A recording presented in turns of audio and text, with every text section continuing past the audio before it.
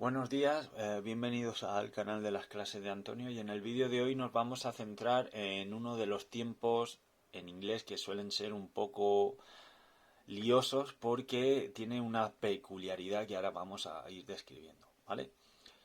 Mirad, vamos a ver el presente simple y bueno, como os he dicho, la característica especial es que cuando el sujeto es él, ella o eso, o sea, tercera persona del singular, hay que añadirle al verbo una S, ¿de acuerdo?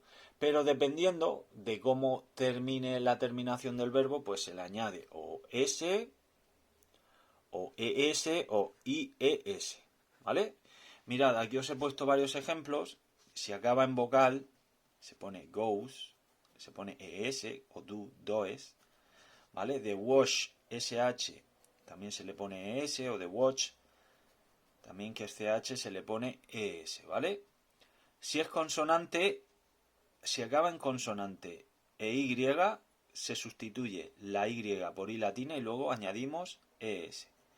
¿Vale? Lo mismo, como veis, tenéis estos dos ejemplos de study, studies y fry, fries. ¿Vale? Ahora, si es vocal más consonante, como veis, vocal más Y, solo se le añade S, como en play y buy. ¿Vale? Vocal, consonante, Y, vocal, Y. Si es consonante Y, pues ahí lo tenéis que se cambia, ¿vale?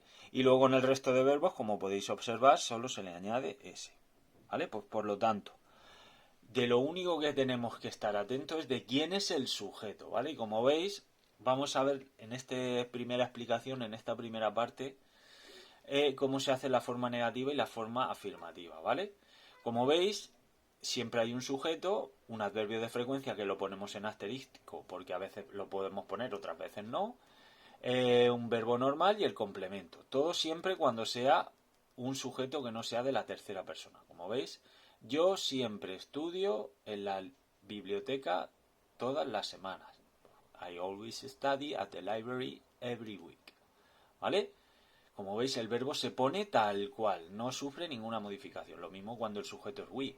We often play football at the Olympic Stadium. Nosotros normalmente jugamos al fútbol en el estadio olímpico. Como veis, el verbo play no sufre ninguna modificación porque el sujeto es we.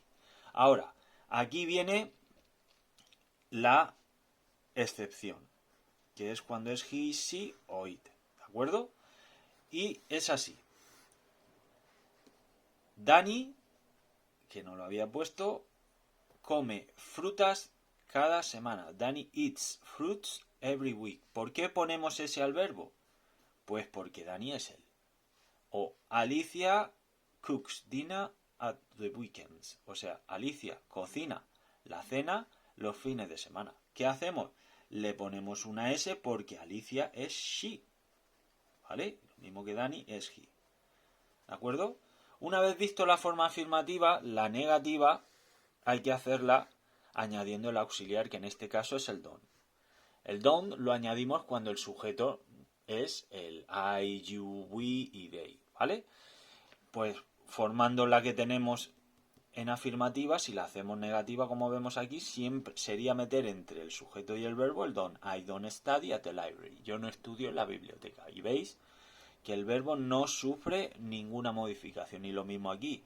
Nosotros no jugamos al fútbol en el estadio olímpico. We don't play football at the Olympic Stadium. Ahora, lo que hemos dicho, si el sujeto es él, ella o eso, he, she o it, en vez de poner don't, ponemos doesn't.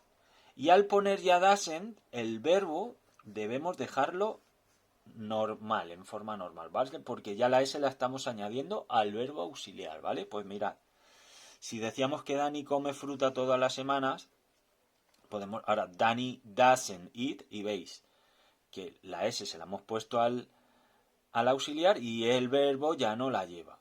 No come frutas todas las semanas. Y lo mismo que Alicia. Alicia doesn't cook dinner at the weekends. El doesn't al llevar ya la S lo dejamos ahí y el cook se queda normal. ¿De acuerdo? Ahora, como hemos visto en la forma afirmativa, hay adverbios de frecuencia que podemos poner o no cuando hacemos una oración afirmativa, ya que el presente simple se utiliza para las rutinas o la frecuencia con las que hacemos ciertas acciones. Por lo tanto, como veis, tenemos varios tipos. Always, often, que tiene más o menos el mismo significado. Rarely es raramente. Hardly ever, a duras penas. O casi nunca, podríamos decir. Queda mejor casi nunca. Never es nunca y sometimes a veces. Y ahora, ¿por qué he puesto el sometimes último?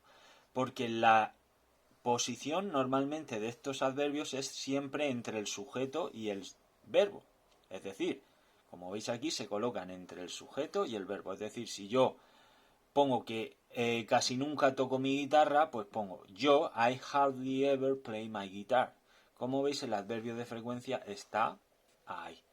¿Vale? O ella rara vez escucha música, pues she rarely listens to music. Y como veis, al ser ella, pues le añadimos una S al verbo, ¿vale? Como os decía, el sometimes lo he dejado al final porque el sometimes no puede ir en medio porque no suena bien. O lo ponemos al principio, como veis, sometimes I go to the beach during the summer, o he drinks alcohol sometimes. Se puede poner al principio o al final, pues ya sabéis. Los adverbios de frecuencia nos ayudan a describir acciones que hacemos en nuestra rutina y, bueno, como podéis observar, siempre van entre el sujeto y el verbo. Ahora, el sometimes es el único que rompe esa norma y se puede poner al principio o al final. Y como os he comentado, a la hora de hacer la forma y la negativa, mucho cuidado, solo nos tenemos que fijar en el sujeto. Si es he, she o it, en la forma afirmativa añadimos ese al verbo, o según la terminación, como os he dicho antes, pues añadimos esto. Y para la forma negativa, si el sujeto es he, she o it, ponemos doesn't y el verbo en forma normal. Y si no, pues don't y el verbo normal, ¿de acuerdo? En el siguiente vídeo os explicaré cómo hacer la forma interrogativa, ¿de acuerdo?